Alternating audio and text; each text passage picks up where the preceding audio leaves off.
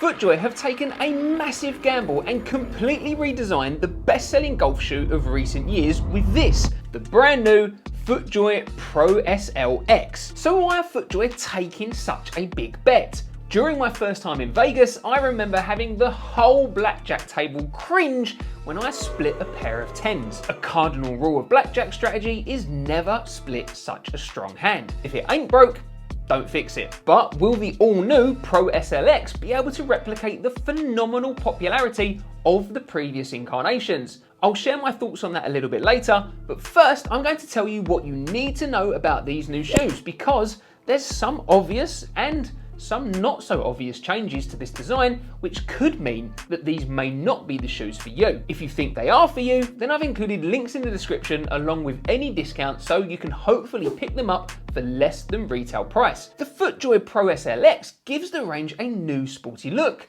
It might appeal to some, but perhaps not to all those who are a fan of the previous iterations. The heel now has a far more aggressive design and has this textile material instead of leather, and you now have an external TPU heel counter to help lock in your heel at the rear of the shoe.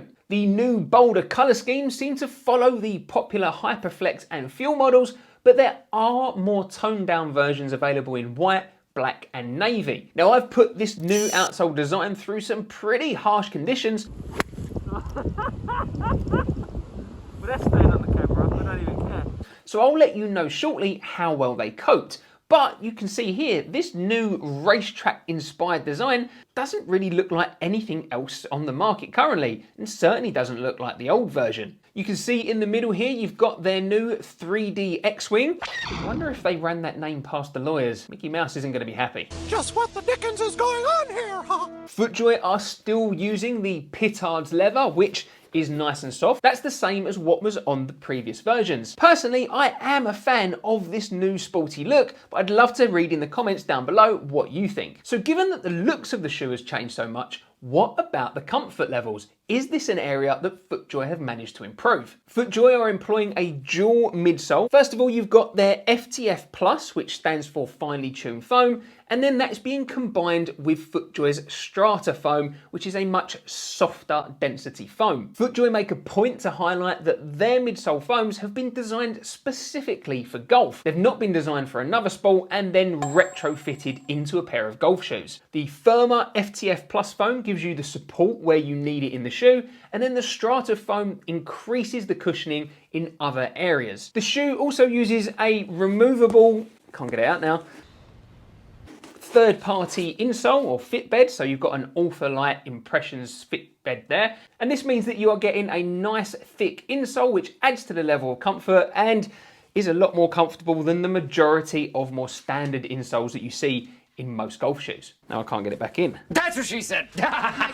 The carbon version actually gets a slightly plusher, softer version of that insole, but it's not a huge difference when I compared the two side by side. The midsole foam and the insole work well together, giving a nice, comfortable, soft feeling underfoot. Now, it's not the softest feeling underfoot, but that's by design. Footjoy don't want it to be too soft because that then sacrifices on stability, which is a key aspect of this shoe. In terms of fit, I found that I had to size down half a size from my regular shoe size, which is a UK 9. And this still felt like I had a decent amount of room at the end of my toes. It's also not a particularly narrow fit, but if you do have a wider foot, then there is a dedicated wide fit version that I'd recommend you go for instead. There's also a lot more padding in the heel and ankle area compared to the previous iteration. The result is a fit that keeps the back of your foot much more locked in. I've got quite sensitive and bony ankles, and I always suffer when shoes actually are too high and start rubbing on my ankles.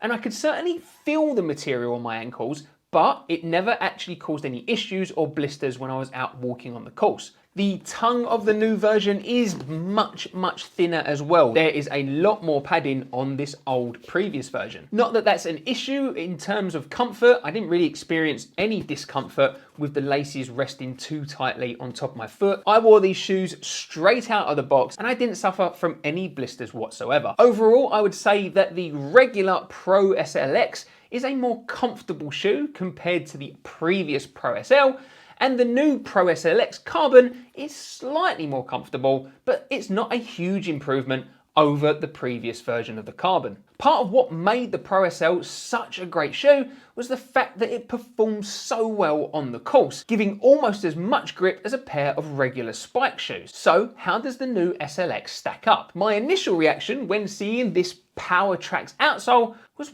where has all the traction gone from the middle of the shoe? Surely these aren't going to give enough grip. But when you compare them to the previous version side by side, there's actually not that much in the middle of the old shoe, so you're not really losing a great deal from the new one. Interestingly, you can also see when they're side by side that Footjoy have significantly reduced the number of conical grip elements on this outsole compared to the older previous version. Now that doesn't necessarily mean that they've significantly lost traction. If anything, I say that actually these probably providing even more grip than before. The new X-Wing design helps provide a stable platform and pushes the forces out to the extremities of the outsole, where all of the traction is now located in this racetrack design. In the regular version, this X-Wing shape is made from a slightly softer TPU material, and in the Carbon version, well, it's made from carbon fiber. Footjoy have also introduced these new TPU fins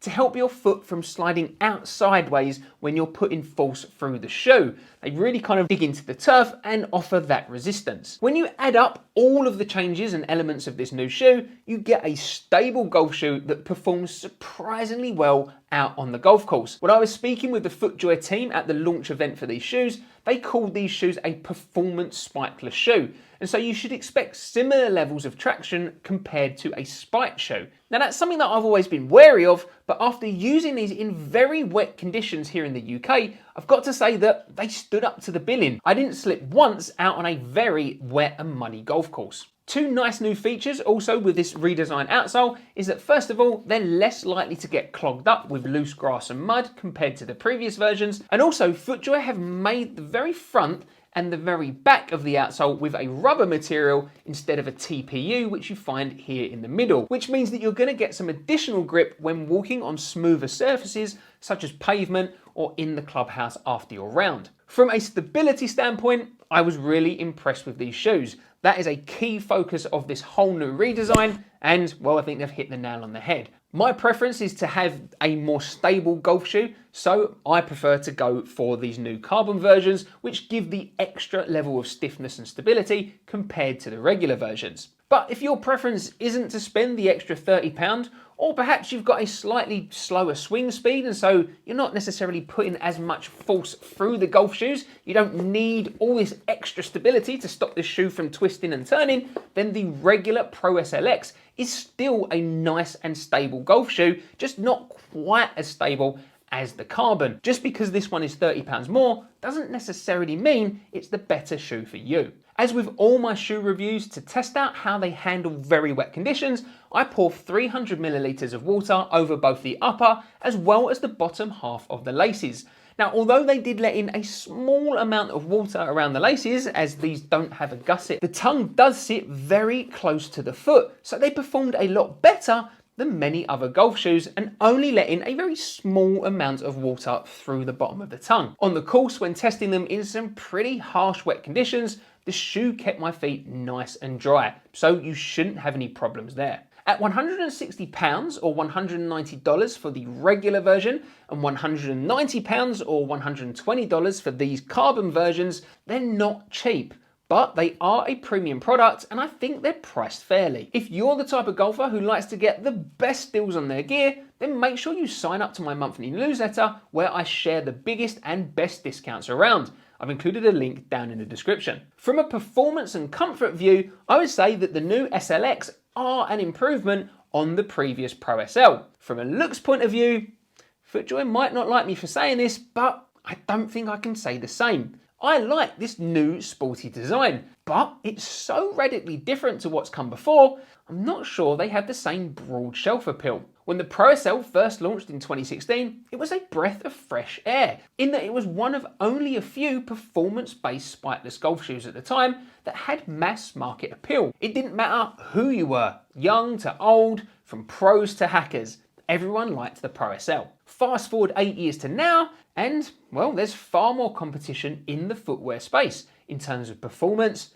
design, comfort, and the sheer number of brands. So Footjoy have decided to rip up the playbook and start from scratch. That was always going to be a risk. Let's see if it pays off. Let me know in the comments if you think Footjoy can make lightning strike twice. If you're not sold on these sporty new looks and you're just curious as to what else is out there, then watch this video right here where I run through the top traditional golf shoes in 2024. And of course, make sure you hit that like button and subscribe to my channel if you haven't already.